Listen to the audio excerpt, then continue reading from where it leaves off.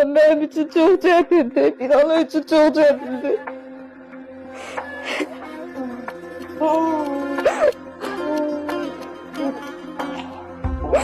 Mənə bu dünyada bir cavab versin, hanı adalet.